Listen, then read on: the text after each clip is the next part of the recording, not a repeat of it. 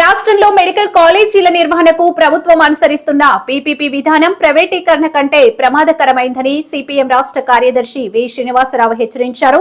విజయవాడ ధర్నా చౌక్ లో ప్రభుత్వ మెడికల్ కళాశాల పరిరక్షణకై సామూహిక నిరసన దీక్ష కార్యక్రమంలో ఆయన మాట్లాడారు.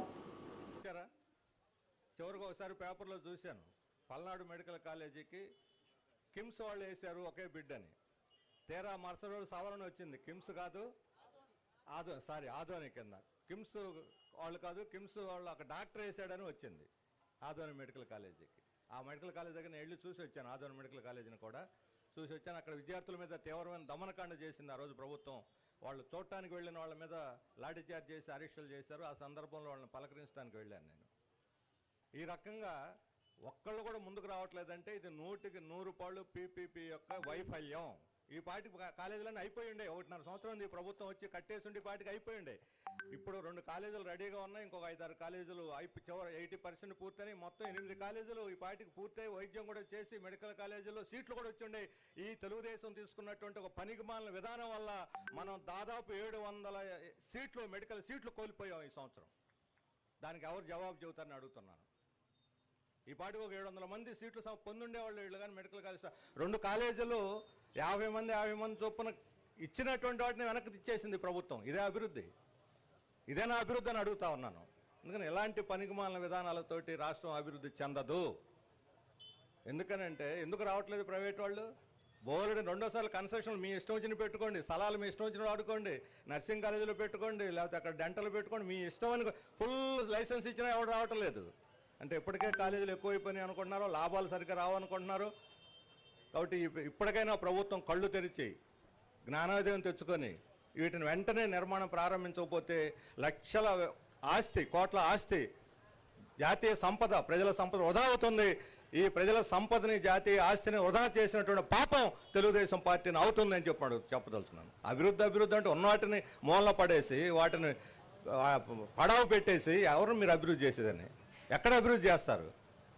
ఊరికనే ఎంఓఎల్ చేసేసుకుంటే అభివృద్ధి అవుతుందని చెప్పుడు. అభివృద్ధి అనే మాట ఒట్టి మాట. ఇది కావాలని ప్రజలను కళ్ళబొల్లు కబుర్లు చెప్పి మోసం చేసేటువంటి మాట తప్ప నిజాయితీగా రాష్ట్రాన్ని అభివృద్ధి చేయాలనేటువంటి చిత్తశుద్ధి ప్రభుత్వానికి లేదు. ఉండుంటే ఈ క్షణంలోనే మెడికల్ కాలేజీలన్నీ కూడా ప్రభుత్వ ఆధ్వర్యంలో నిర్మించడం ప్రారంభించాలి. అది ప్రభుత్వ చిత్తశుద్ధికి కొలబద్దని చెప్పదలుచుకున్నాను. చంద్రబాబు నాయుడు గారు అంటున్నారు ఇది ప్రైవేటీకరణ కాదు, ఇది అనవసరంగా ప్రచారం చేస్తున్నారు అంటున్నారు.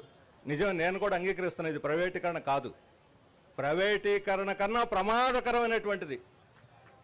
ఎందుకంటే ప్రైవేటీకరణలో డబ్బులు పెట్టి కొనాలా. ఒక ఎకరా కొనాలంటే ఒక 50 లక్షలు 60 లక్షలు. వెనకబడిన ప్రాంతం ఈ కాలేజీలన్నీ ఒక బాపట్ల, అమలాపురం తప్ప అన్నీ వెనకబడిన ప్రాంతాల్లో ఉన్నాయి. పోనీ అక్కడ రేటు తక్కువ ఉంది, భూములు చౌక వస్తాయి అనుకున్నా సరే ఒక 50-60 లక్షలన్నా పెట్టాలి ఎకరాకి.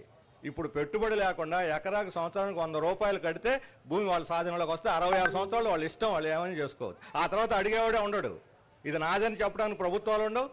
నాదని వాళ్ళు కోర్టుకు పోయారంటే ఇంకొక 60 ఏళ్ళు కొనసాగుద్ది. అంటే పూర్తిగా భూములన్నీ ఉచితంగా వాళ్ళకి కట్టబెట్టమే.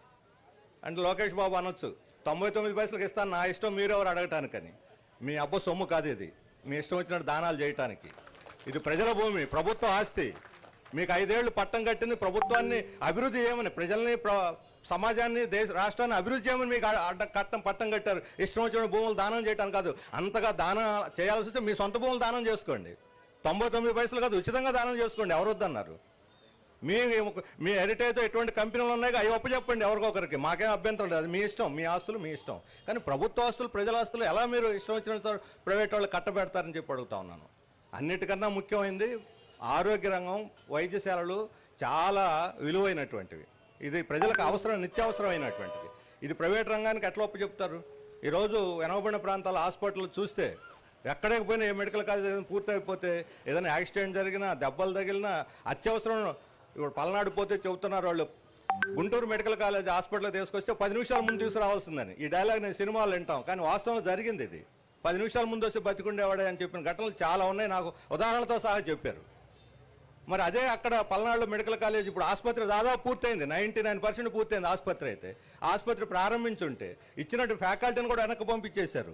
ఈ పాటికి ఎంత లాభం జరుగుండేది వెనకబడిన పల్నాడు జిల్లా వాళ్ళకి. ఇటువంటి చాలా ఉదాహరణలు ఉన్నాయి. అందుకని అత్యంత ప్రజలకు అవసరమైన మెడికల్ కాలేజీలను ప్రైవేట్ రంగంలో తేవటం అనేది చాలా నష్టకరమైనటువంటిది, అసలు ఒప్పుకోవటానికే వీలైనటువంటిది. అంతేకాదు మెడికల్ కాలేజీల్లో ఇది వీటిని ప్రైవేట్ పరం చేయటం లేదు అని అంటున్నారు. ప్రైవేట్ పరం చేయకపోవటం కాదు, ఈరోజు ప్రభుత్వం తన బాధ్యతని తప్పుకొని, ఇప్పుడు ముందు మాట్లాడిన వాళ్ళు కూడా చెప్పారు అసలు ప్రభుత్వాన్ని కూడా ప్రైవేట్ పరం చేస్తే బాగుంటుందని. కానీ ప్రైవేటీకరణ మంత్రం వల్ల ఏ ఉపయోగం జరగదు. ఈరోజు డాక్టర్లు గత ప్రభుత్వం కూడా పొరపాటు చేసింది. 107, 108 జీవో తీసుకొచ్చి